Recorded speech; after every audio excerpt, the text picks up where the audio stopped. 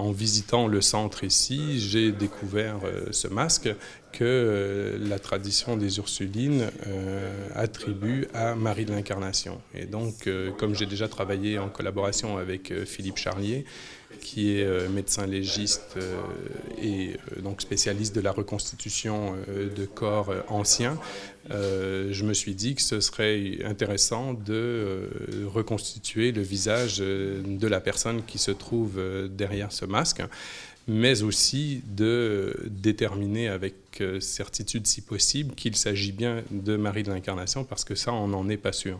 Donc il s'agit vraisemblablement d'un mortier composé de sable, de chaux et d'eau. Donc là, on va réussir, ça c'est certain, à reconstituer le visage de la personne qui se trouve derrière ce masque. Mais aussi, on va essayer de déterminer la date, le plus exactement possible, la date à laquelle ce masque aurait été fabriqué. En parallèle, moi, je vais continuer l'enquête historique, c'est-à-dire travailler dans les archives pour essayer de savoir le plus d'éléments possible sur le moment de sa mort, qu'est-ce qui s'est passé, parce qu'on sait qu'elle a été déposée dans un caveau, qu'elle en a été ressortie pour qu'un peintre puisse la peindre. Donc je vais essayer de continuer l'enquête à ce niveau-là pour essayer d'en ressortir un maximum d'éléments. Et également travailler un peu sur les portraits que l'on a, ceux avec lesquels on a le plus de certitude qui sont bien de Marie de l'Incarnation et qui ne sont pas des œuvres d'imagination. Et on va comparer le résultat de ce qu'on obtiendra ici avec les portraits aussi.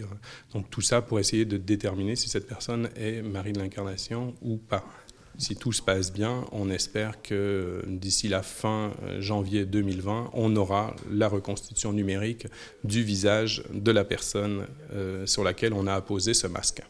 Madame Monroe, vous n'avez pas beaucoup de représentation de la fondatrice du monastère. Non, en effet. On a celle-ci qui est Croaton, un fusain qui aurait été fait en France avant son départ pour le Canada à l'âge de 40 ans. On a aussi ce portrait d'elle à sa mort, qui a été fait vraiment à son décès par un peintre qui aurait été demandé par le gouverneur, Hugues Pommier.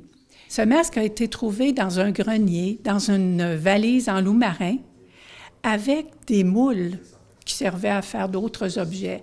Donc, c'est ce qui me fait dire, comment se fait-il qu'on n'a pas pris plus de soin de ce masque-là, alors qu'on a conservé avec soin le chapelet de Marie de l'Incarnation, des livres qui lui ont appartenu. Bon, mais c'est possible quand même. C'est que nous avons malheureusement perdu les premières archives, les premières annales, je devrais dire, à cause de l'incendie.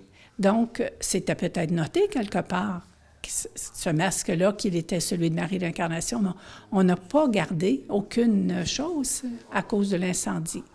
Ça pourrait nous donner un vrai visage de Marie de l'Incarnation, puis pour lequel on serait très heureuse, bien sûr.